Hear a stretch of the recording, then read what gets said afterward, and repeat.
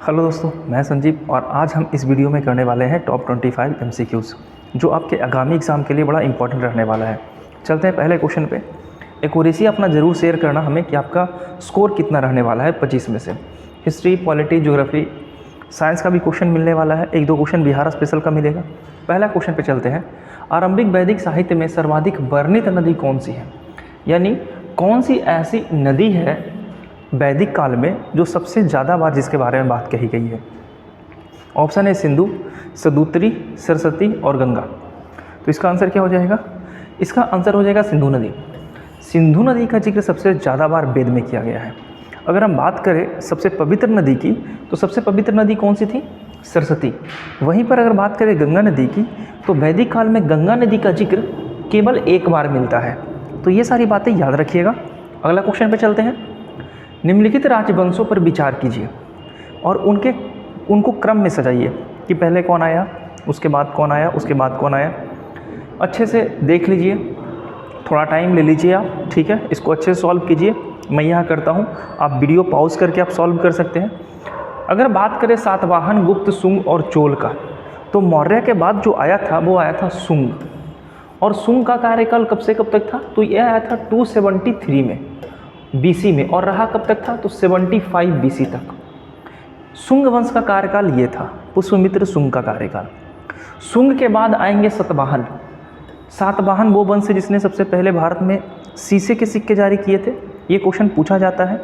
कुडुल fishes, बिम्ब fishes के बारे में आप लोग सुने होंगे। सातवाहन वंश का समय आता है 75 BC से लेकर 240 AD तक, यानी ईस्वी से पहले भी थे और ये ईस्वी के बाद भी थे। इसके बाद बात आता है गुप्ता का। गुप्त में श्री गुप्त ने गुप्त वंश की स्थापना की थी 240 में, और ये लगभग 598 AD तक रहते हैं। यानी गुप्त वंश लगभग 300 से 350 सालों तक चला था गुप्ता। और गुप्त में भी आता है कि नालंदा विश्वविद्यालय की स्थापना किसने किया था। गुप्त वंश का सबसे शक्तिशाली शासक कौन था? गुप्त वंश का उस शासक का नाम बताइए जो वास्तविक रूप से गुप्त वंश की स्थापना किया था। तो ये सारे क्वेश्चन आते हैं। चोल वंश की बात करें तो चोल वंश जो हमारा है वो 8वीं-9वीं शताब्दी में था। तो इस बेसिस पे आप इसको सीक्वेंस में अरेंज कर सकते हैं कि पहला क्या होगा। तो पहला होगा हमारा शुंग, यानी 3 ऑप्शन में एक ही है। तो बिना देर किए हुए इसका आंसर हम लगा लेंगे। आप एलिमिनेशन टेक्निक से भी इसका आंसर ईजिली आप दे सकते थे।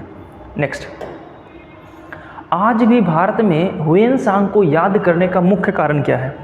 हुएनसांग के बारे में बार बार क्वेश्चन आता है और आप देखते भी होंगे बार बार ये क्वेश्चन पूछता है। फाहियान कब आए थे, हुएनसांग कब आए थे, मनुची कब आए थे, टॉलमी कब आए थे, मेगास्थनीज कब आए थे। तो यहाँ पूछा जा रहा है हुएनसांग के बारे में। तो इससे पहले इसको याद क्यों करते हैं, इससे पहले ये जान ले कि हुएनसांग कब आए थे, कितने वर्षों तक रहे, इन्होंने क्या किया। तो हुएनसांग हर्षवर्धन के शासनकाल में आए थे। हर्षवर्धन का शासनकाल 606 से लेके 647 AD के मध्य था, और यहीं पर आते हुएनसांग और लगभग 15 वर्षों तक ये रहते हैं भारत में। हुएनसांग ने एक पुस्तक लिखी थी जिसका नाम था सुयुकी, और इन्हीं पुस्तक के लिए आज हम लोग इन्हें ज़्यादा याद करते हैं। हुएनसांग ने हर्षवर्धन का जो वो था कथा हर्षचरित के लेखक तो बाणभट्ट है ना, बाणभट्ट है हर्षचरित के, लेकिन हुएनसांग हर्षवर्धन के शासनकाल में आए थे। हर्षवर्धन ने भी 3 पुस्तकें लिखी थी, नागानंद, रत्नावली और प्रियदर्शिका। ये सारी बातें याद रखिएगा। आगे चलते हैं। भारत में अंग्रेजों की लूट किस महत्वपूर्ण घटना के बाद हुआ था? लूट के बारे में बात कर रहे हैं कि भारत में अंग्रेज कब से भारत को लूटना शुरू कर दिए। तो अगर आपको याद होगा बैटल ऑफ प्लासी के बारे में, उसके बाद आता है बैटल ऑफ बक्सर, कंपनी को भारत व्यापार करने की अनुमति, और 1813 का चार्टर्ड एक्ट। इसका आंसर क्या हो जाएगा? इसका आंसर हो जाएगा 1। बैटल ऑफ प्लासी घटना होती है 1757 में, और कहाँ होती है? तो ये होती है पश्चिम बंगाल में, गंगा नदी के किनारे होती है। बंगाल का नवाब उस समय कौन था? सिराजुद्दौला था, और अंग्रेजों की तरफ से लड़ रहे थे कौन? Robert Clive. दोनों के बीच युद्ध होता है, बैटल ऑफ प्लासी। और बैटल ऑफ प्लासी के पहले 20 जून 1756 में एक घटना होती है जिसे कहते हैं black hole tragedy. Black hole treasury में कहा जाता है एक छोटा सा कमरा 20 बाई 14 का कमरा था जिसमें सिराजुद्दौला ने कुछ अंग्रेज़ों को, लगभग 146 अंग्रेज़ थे, जिसे बंदी बना लिया था। अगले सुबह मात्र 23 अंग्रेज ही जीवित बचे। इसमें से एक अंग्रेज हॉलवेल था जिसने ये पूरे घटना का जिक्र किया है। ठीक है, तो इस घटना के लगभग 1 साल के बाद 1757 ईस्वी में बैटल ऑफ प्लासी घटना हुई और प्लासी में रॉबर्ट क्लाइव यानी अंग्रेजी सेना जीत जाती है और सिराजुद्दौला भाग के चला जाता है मुर्शिदाबाद। लेकिन मुर्शिदाबाद में एक व्यक्ति बैठा होता है, मीर जाफ़र का पुत्र, जिसका नाम होता है मीरन। और मीर जाफ़र कौन होता है? तो मीर जाफ़र सिराजुद्दौला का सेनापति होता है जो मीर जाफ़र को धोखा दे देता है। तो मीर जाफ़र धोखा दे देता है सिराजुद्दौला को। अब सिराजुद्दौला का जो पुत्र है मीरन, उसके इशारे पर मोहम्मद बेग ने सिराजुद्दौला की हत्या कर दी थी। तो ये लूटपाट की घटना शुरू होती है बैटल ऑफ प्लासी के बाद। लेकिन एक बार फिर से बंगाल के नवाब, अवध के नवाब और मुग़ल बादशाह शाह आलम द्वितीय, बंगाल के नवाब उस समय मीर कासिम थे, मुग़ल बादशाह शाह आलम द्वितीय था और अवध का नवाब शुजा-उद-दौला था। ये तीनों मिलकर एक बार फिर अंग्रेजी सेना का टक्कर देती है। कब? 1764 में। और जो वर्तमान में जाना जाता है किस युद्ध से? बैटल ऑफ बक्सर के युद्ध से। लेकिन इसमें भी संयुक्त सेना पराजित हो जाती है। Next, who lives if India dies? कौन जिंदा रहेगा यदि भारत मर जाए तो? भारत मर जाएगा तो जीवित कौन रहेगा? ये पुस्तक किसकी थी? ऑप्शन है गांधी जी, राजेंद्र प्रसाद, नेहरू जी, ये इनमें से कोई नहीं। ऐसा ही 3 ऑप्शन बीपीएससी देता है, चौथा नन ऑफ दिस का ऑप्शन ही देगा, यानी मेरे लिए 3 ही ऑप्शन होने वाला है। तो आंसर क्या हो जाएगा? अगर पंडित जवाहरलाल नेहरू, आप इसे देखे भी होंगे, पंडित जवाहरलाल नेहरू का बात कर लेते हैं कुछ। तो पंडित जवाहरलाल नेहरू का जन्म कब हुआ था? जन्म का बात करें तो 14 नवंबर 1889 में इनका जन्म हुआ था, यानी गांधी जी से ये 20 वर्ष छोटे थे। इनकी मृत्यु कब हुई थी? तो इनकी मृत्यु हुई थी 27 मई 1964 को इनकी मृत्यु हो गई थी। ठीक है, इनके पिताजी का नाम मोतीलाल नेहरू था और इनकी पत्नी का नाम कमला कौल थी, जिसे कमला देवी के नाम से भी जाना जाता है। इनकी माता का नाम स्वरूपा देवी था। ठीक है, पंडित जवाहरलाल नेहरू वही व्यक्ति हैं जिन्होंने सबसे पहले स्वराज्य की मांग की थी। ये सारी बातें याद रखिएगा। नेक्स्ट, अच्छा, जन्म कहाँ हुआ था? तो कभी कभी ये पूछ लेगा। तो उत्तर प्रदेश में इनका जन्म हुआ था और दिल्ली में इनकी मृत्यु हो गई थी। कांग्रेस का प्रथम अधिवेशन, प्रथम विभाजन कब हुआ है? 1907 में। आपको पता होगा रास बिहारी घोष इसके अध्यक्ष थे। गरम दल और नरम दल में टूट गया था। सूरत अधिवेशन में हुआ था। ठीक है, इसमें से दूसरा विभाजन कब हुआ है? तो पहले तो बात यही आती है कि कांग्रेस में कितनी बार अभी तक विभाजन हुआ? शायद आप एक ही विभाजन के बारे में जानते होंगे, लेकिन कांग्रेस का 3 विभाजन हुआ है। एक तो हुआ था 1907 में। दूसरा विभाजन कब हुआ था? तो दूसरा विभाजन हुआ था मुंबई अधिवेशन 1918 में। इस समय क्या हुआ था? तो मॉन्टेग्यू चेम्सफोर्ड एक अपना रिपोर्ट जारी कर रहे थे और इस समय तिलक साहब थे। तिलक साहब ने एक रिपोर्ट तैयार किया और मॉन्टेग्यू चेम्सफोर्ड के द्वारा जारी किए गए रिपोर्ट को के विरुद्ध कांग्रेस के समक्ष रखा, लेकिन कांग्रेस उनकी बातों से को मानने से इनकार कर दिया। इसके कारण तिलक नाराज हो गए और कांग्रेस से अपना नाता तोड़ दिया। और इसी के कुछ दिन बाद 1 अगस्त 1920 को तिलक की मृत्यु हो जाती है असहयोग आंदोलन के दौरान। ठीक है, तो दूसरा विभाजन हुआ था मुंबई के समय 1918 में। और तीसरा विभाजन को माना नहीं जाता है, लेकिन तीसरा विभाजन कांग्रेस में 1969 में यानी आज़ादी के बाद हुआ था, इसलिए इसको काउंट नहीं करते हैं। नेक्स्ट, किस मुगल बादशाह ने 6 फरवरी 1613 को एक फरमान जारी कर अंग्रेजों को सूरत में एक अस्थाई कोठी खोलने की स्थापना मंजूरी दे दी? अस्थाई कोठी सूरत में खोला गया है, लेकिन अंग्रेजों ने पहली कोठी मसूलीपट्टनम में खोली थी। ये बात याद रखिएगा। मसूलीपट्टनम ने अंग्रेजों ने पहली कोठी 1611 में खोली थी, जबकि अस्थाई कोठी सूरत में खोलने की अनुमति 1613 में दिया गया था। ये क्वेश्चन बार बार पूछता है कि पहली कोठी कब खुली और कहाँ खुली, अस्थाई कोठी कब खुली, कहाँ खुली और किसने अनुमति दी। तो अनुमति देने वाला शासक कौन होगा? तो 1613 में मुगल वंश का कौन सा शासक था? बिल्कुल सही, शाहजहाँ आएंगे। शाहजहाँ आएंगे नहीं, जहांगीर आएंगे। अकबर की मृत्यु हो जाएगी 1605 में और 1605 में जहांगीर गद्दी पर बैठेंगे। और जहांगीर जब गद्दी पे रहेंगे, जहांगीर के बाद आता है शाहजहाँ, जहांगीर गद्दी पे रहेंगे और जहांगीर ही ये अनुमति देंगे। एक बार फिर से देख लेते हैं 1605, हाँ, जहांगीर ही अनुमति देंगे।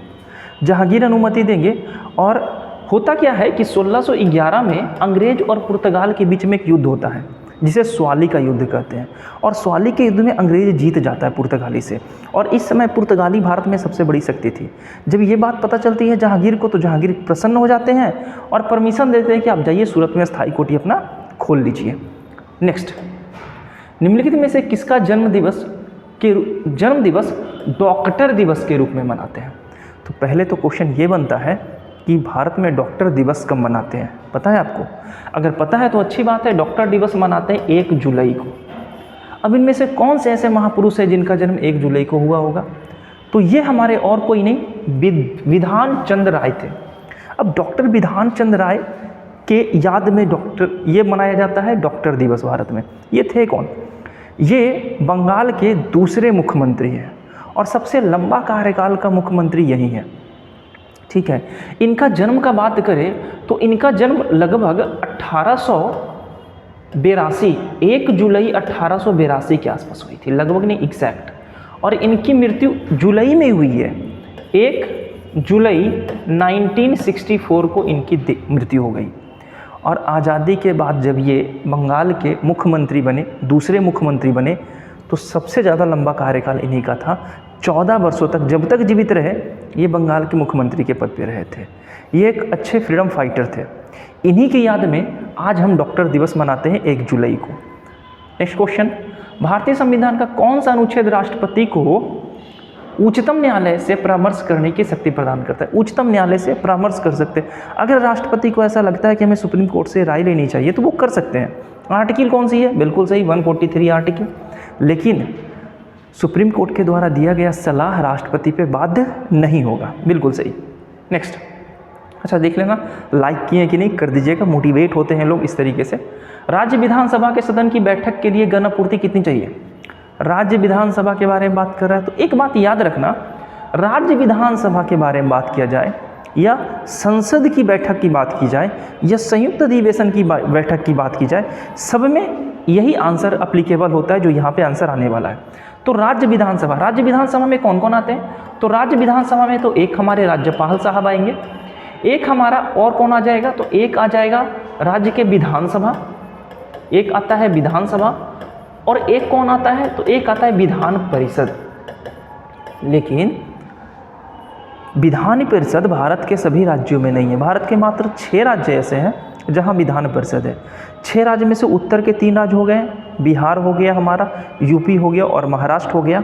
दक्षिण के 3 राज्य हो गए, कर्नाटक हो गया, केरला हो गया और तमिलनाडु हो गया। तो भारत में मात्र 6 राज्य ही ऐसे हैं जहाँ पे विधान परिषद यानी द्विसदनीय व्यवस्था है। विधान परिषद का निर्माण अगर विधान परिषद का निर्माण राज्य विधानमंडल कर सकता है। अगर राज्य विधानमंडल को ऐसा लगा कि हमें विधान परिषद चाहिए तो वो संसद को बोलकर ऐसा करवा सकता है, या विधान परिषद को वो रद्द भी करवा सकता है। जैसे पश्चिम बंगाल में विधान परिषद था लेकिन उसे रद्द कर दिया गया। तो यहाँ पूछ रहा था विधानसभा के सदन की बैठक कितनी होनी चाहिए? तो कुल सदस्य अथवा कुल सदस्य संख्या का 10वां भाग से अधिक होना चाहिए। 10 सदस्य आने चाहिए या कुल सदस्य संख्या का कम से कम 10वां।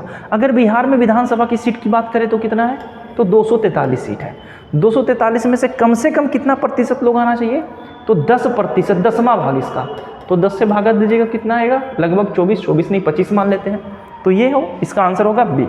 नेक्स्ट, अविश्वास प्रस्ताव के कारण सर्वप्रथम किस प्रधानमंत्री ने अपनी पद से त्यागपत्र दे दिया?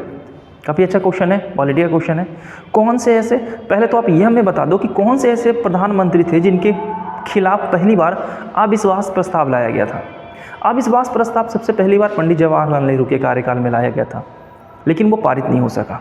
अविश्वास प्रस्ताव होता क्या है? पहली बात तो ये, तो जब संसद में ऐसा लगता है कि जो बहुमत में बैठा हुआ यानी जो सरकार में बैठा हुआ लोग हैं उसकी सदस्य संख्या बहुमत से कम है, यानी लोकसभा की बात की जाए तो लोकसभा के नेता को ही प्रधानमंत्री कहते हैं, जो सुप्रीम नेता होते हैं।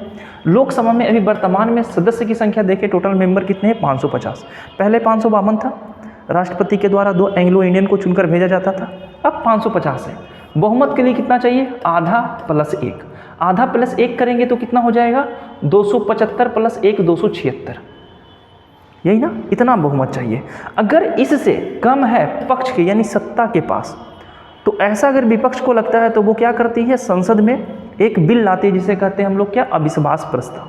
तो सबसे पहले अविश्वास प्रस्ताव पंडित जवाहरलाल नेहरू के समय में लाया गया था, लेकिन वो पारित नहीं हो सका था। अब यहाँ पे ये क्वेश्चन पूछ रहा है कि किस प्रधानमंत्री ने अपने पद से इस्तीफा दे दिया था? पंडित जवाहरलाल नेहरू इस्तीफा नहीं दिए थे, वो हमारे थे मोरारजी देसाई साहब। ये घटना है 1978 की, जब इनके समय में अविश्वास प्रस्ताव लाया गया था वो भी 2 बार लाया गया था। दूसरे कार्यकाल के दौरान इनको ऐसा लगा और ये खुद से अविश्वास प्रस्ताव साबित होने से पहले ही ये अपने पद से इस्तीफा दे चुके थे।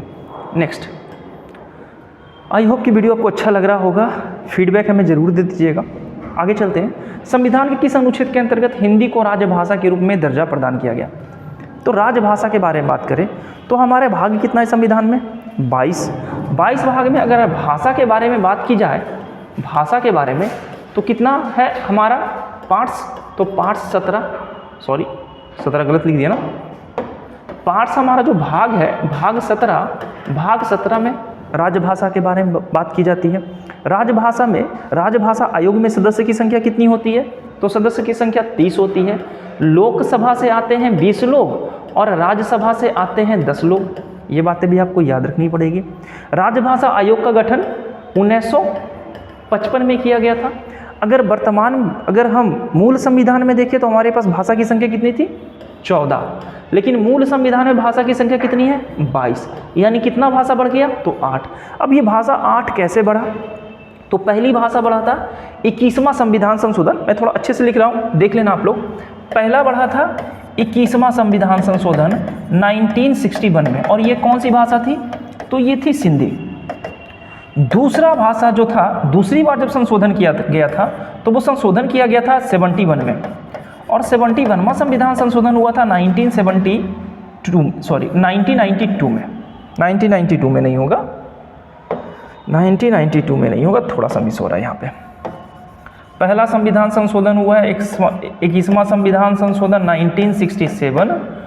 दूसरी बार भाषा के लिए संविधान में संशोधन हुआ था 71वां संविधान संशोधन 1992, और इसमें 3 भाषा जोड़ी गई थी। एक था हमारी नेपाली, दूसरी थी मणिपुरी और तीसरी थी कोंकणी। ये 3 भाषा जोड़ी गई थी। इसके बाद तीसरा बार संविधान में संशोधन हुआ भाषा के लिए, और वो था 52वां संविधान संशोधन अधिनियम 2003। और जब इसमें जोड़ा गया तो इसमें 4 भाषा जोड़ा गया। एक था बोडो, दूसरा था डोगरी, मैथिली था तीसरा, और चौथा था संथाली। तो ये बात याद रखिएगा, भाषा के लिए अभी तक संविधान में 3 बार संशोधन हो गया था। 21वां संविधान संशोधन 1967, 71वां संविधान संशोधन 1992 और 92वां संविधान संशोधन 92वां संविधान संशोधन 2003। और इसके बाद ये 8 भाषा और अलग से जोड़ा गया। बहुत बार ये पूछा गया कि सिंधी को किस संविधान संशोधन के जरिए कब जोड़ा गया था? तो सिंधी को 21वां संविधान संशोधन के जरिए 1967 में पहली बार जोड़ा गया था। अब यहाँ पे पूछ रहा है कि भाषा के बारे में जिक्र कहाँ मिलती है? तो भाषा के बारे में, हिंदी भाषा के बारे में जिक्र मिलती है अनुच्छेद 343 के 1 में। नेक्स्ट, किसी राज्य में राष्ट्रपति शासन की प्रारंभिक अवधि कितनी होती है? बढ़िया से क्वेश्चन पूछ रहा, पढ़ना। यहाँ प्रारंभिक अवधि बोल रहा है, ना कि अधिकतम समय तक। प्रारंभिक अवधि की बात की जाए तो किसी भी राज्य में प्रारंभिक अवधि होती है राष्ट्रपति शासन की 6 महीने। राष्ट्रपति शासन किस स्थिति में लगाई जाती है? तो राष्ट्रपति शासन राज्यपाल के कहने पे राष्ट्रपति लगाते हैं, और राष्ट्रपति शासन लगने के बाद विधानमंडल का जो कार्यकलाप होता है वो सीधे संसद के हाथों में चला जाता है। अगर राज्यपाल को ऐसा लगता है कि राज्य में संवैधानिक तंत्र विफल हो गया है तो राज्यपाल राष्ट्रपति से अनुरोध करते हैं और राष्ट्रपति शासन लगा दी जाती है। राष्ट्रपति शासन के लिए आर्टिकल कितना आता है? तो 356, अनुच्छेद 356 के तहत राष्ट्रपति शासन लगाया जाता है। किसी राज्य में या राज्य के किसी विशेष क्षेत्र में भी लगाया जा सकता है। राष्ट्रपति शासन लगाने की मंशा कितने महीनों तक होती है? 6 महीने तक। लेकिन अगर संयुक्त सदन के द्वारा अगर इसे चाहे तो ये बढ़ाया जा सकता है, और 6 महीने करके बढ़ाकर अधिकतम 3 वर्ष तक राष्ट्रपति शासन लगाया जा सकता है। तो ये पहले देख लीजिएगा कि प्रारंभिक अवधि पूछ रहा है कि अधिकतम अवधि पूछ रहा है। अगर प्रारंभिक अवधि पूछे 6 महीना, अधिकतम अवधि पूछा जाए तो 3 वर्ष। नेक्स्ट, निम्नलिखित में से कौन से ग्रहों के चारों ओर घूमने वाले उपग्रह नहीं है? यानी ऐसे प्लेनेट का नाम बताइए जिनका कोई सैटेलाइट नहीं है, यानी उपग्रह नहीं है। देख लीजिए, मंगल का है ना, डेवोस और फेबोस। शुक्र का नहीं है यार। आगे चलते हैं, बुध और शुक्र, फिर है मंगल और बुध, और फिर है वरुण और प्लूटो। तो बुध के पास भी अपना कोई मून नहीं है और शुक्र के पास भी अपना कोई मून नहीं है, यानी ना तो बुध के पास सैटेलाइट है और ना ही शुक्र के पास। तो ये बातें याद रखिएगा। बुध सूर्य के सबसे नज़दीक का ग्रह है जो 88 डेज में सूर्य की पूरी परिक्रमा कर लेता है। शुक्र के बाद जब मैं बात करें तो शुक्र को सांझ का तारा, भोर का तारा, पृथ्वी की जुड़वा बहन, ये सारी बातें कहा जाता है। नेक्स्ट, और शुक्र जो है वो क्लॉकवाइज नहीं क्लॉकवाइज घूमता है, जबकि अर्थ एंटी क्लॉकवाइज घूमता है। इसके कारण शुक्र पे सूर्य पश्चिम दिशा में निकलते हैं और अरुण पे भी। इंदिरा गांधी नहर कहाँ से निकलती है? इंदिरा गांधी नहर के बारे में सुने होंगे, भाखड़ा नांगल बांध, हरिके बांध, पोंग बांध या उकाई बांध। बहुत सारे बच्चे भाखड़ा नांगल बांध के बारे में मार चुके होंगे, आंसर नहीं, हरिके बांध होगा। हरिके बैराज का नाम सुने हो ना? सतलज नदी और ब्यास नदी के संगम पर यह हरिके बैराज नामक बांध का निर्माण किया गया है और इसकी लंबाई लगभग 128 किलोमीटर है, जो राजस्थान के क्षेत्र को और पंजाब के क्षेत्र को ये सिंचित करता है। तो ये बातें याद रखिएगा। नेक्स्ट, काली मिट्टी का विस्तार पाया जाता है। बहुत बार ऐसा काली मिट्टी से जनरली ढेर सारे क्वेश्चन बनते हैं।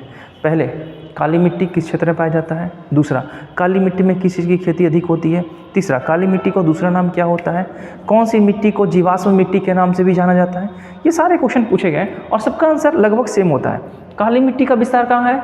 तो काली मिट्टी का विस्तार महाराष्ट्र में भी है, मध्य प्रदेश में भी है और गुजरात में भी है। अगर देखा जाए तो मुख्य रूप से विस्तार महाराष्ट्र में ही है, लेकिन मध्य प्रदेश का पश्चिमी भाग और गुजरात का पूर्वी भाग में काली मिट्टी पाई जाती है। काली मिट्टी कर्नाटक के भी क्षेत्र में पाई जाती है। काली मिट्टी को काली कपासी मिट्टी कहते हैं, रेगूर मिट्टी कहते हैं, लावा मिट्टी कहते हैं। काली मिट्टी को जीवाश्म मिट्टी भी कहा जाता है और इसमें कपासी खेती अच्छी होती है और कपास की पैदावार सबसे पहले सिंधु घाटी सभ्यता में स्टार्ट की गई थी, जिसको सिंडन कहते थे।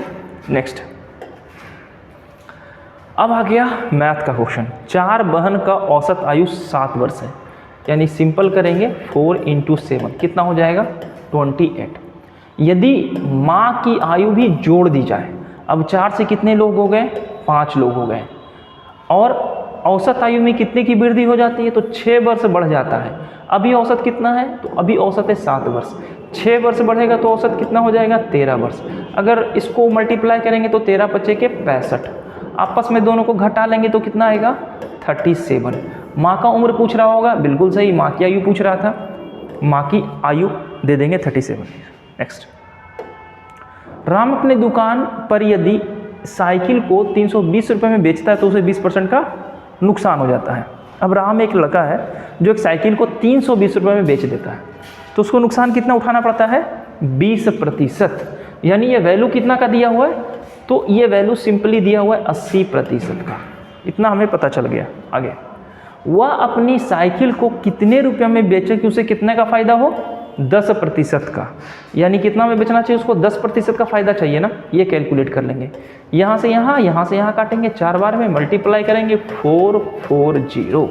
ये हमारा हो जाएगा, इतना में बेचेगा तो उसको 10% का फ़ायदा होगा। अब अगर पूछेगा साइकिल का दाम पहले कितना था, तो 10% फ़ायदा हुआ ना। अगर दाम पूछेगा तो 110 का वैल्यू इतना, तो 100 का वैल्यू कितना, तो 100 का वैल्यू जब निकालोगे तो आ जाएगा 400 रुपया। तो फिर वो कुछ भी पूछ सकता है, आप इजीली बता दोगे उसका आंसर। नेक्स्ट, यदि x बाई की बहन है, x जो है वो बाई की बहन है। अच्छा, ध्यान देना कि क्या क्या यहाँ पे बोला जा रहा है। यहाँ पे ये आपसे बोला जा रहा है कि x बाई की बहन है। बाई लड़का है कि लड़की हमें नहीं पता, जेड बाई की माँ है अभी भी नहीं पता, जेड तो माँ है यानी ये फीमेल है। फीमेल के लिए माइनस इस्तेमाल करते हैं सिंपली, और मेल के लिए प्लस। बाई के बारे में अभी भी हमको नहीं पता, जितना पता है उतना ही हम यहाँ पे मेंशन करेंगे, जो नहीं पता एज्यूम खुद से नहीं कर लेंगे। डब्लू जेड का पिता है, यानी जेड के पिताजी कौन है? डब्लू है, यानी प्लस। डब्लू जेड का पिता है, वी जेड का पति है। वी जो है कौन है? जेड का पति, यानी यहाँ पे भी हो जाएगा। तो डब्लू का भाई, डब्लू का कोई भाई यहाँ पे होगा, ठीक है। वो एक्स का क्या होगा? तो एक्स यहाँ है और एक्स की ये माँ लगी, ठीक है। और एक्स की जो ये माँ है और माँ के पिता कौन होते हैं? नाना, तो ये नाना लगे। लेकिन नाना के भाई ना हो गए ये, तो यहाँ पे ऑप्शन है कहीं नाना के भाई है, बिल्कुल, तो आंसर मार देंगे ऑप्शन बी। इसी तरीके से ब्लड रिलेशन का क्वेश्चन बनता है। एज जैसे जैसे होगा ना वैसे वैसे मारना है। पिता है ऊपर, उनके पिता है तो ऊपर, पुत्र है तो नीचे, उनके पुत्र है तो नीचे, जो दिया रहेगा उसी को मानना है। ऐसा नहीं कि यहाँ पे पूछ दे कि बता दीजिए बाई क्या है, लड़का है कि लड़की, तो इनमें से कोई आंसर नहीं होगा, हम जानकारी अधूरी है ऐसा लिख देंगे। नेक्स्ट, नीचे 4 शब्द दिए गए हैं, इनमें से 3 किसी प्रकार से एक समान है और चौथा भिन्न है, तो बता दीजिए भिन्न कौन है।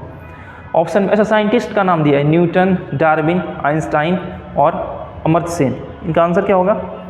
इसका ये क्वेश्चन आप लोग के लिए आंसर हमें कमेंट में जरूर करना, देखते ये आंसर किसका सही होने वाला है। नेक्स्ट चलते हैं, मनुष्य के लार में एक मौजूद होता है, क्या होता है मनुष्य के लार में बताइए? टैलिन होता है ना, लेकिन यहाँ पे टैलिन तो है नहीं। अब टैलिन के अलावा क्या है? पेप्सिन, रेनिन, एमाइलेज और ट्रिप्सिन। तो आंसर क्या हो जाएगा? आंसर हो जाएगा एमाइलेज। लार में एमाइलेज पाया जाता है, जो किसको पचाता है? किसको पचाता है? स्टार्च को ये पचाता है, याद रखिएगा, ये स्टार्च को पचाने में अहम भूमिका निभाता है।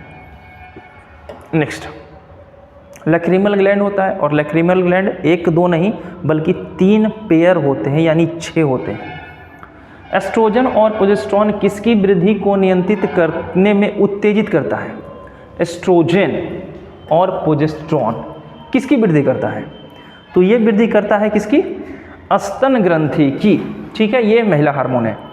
नेक्स्ट, आधुनिक चर्म शोध उपयोगों में कौन सी भारी धातु का इस्तेमाल किया जाता है? ऐसे सिंपली क्वेश्चन पूछेगा, आंसर क्या है? निकेल, जिंक, क्रोमियम या लीड? क्या होगा आंसर?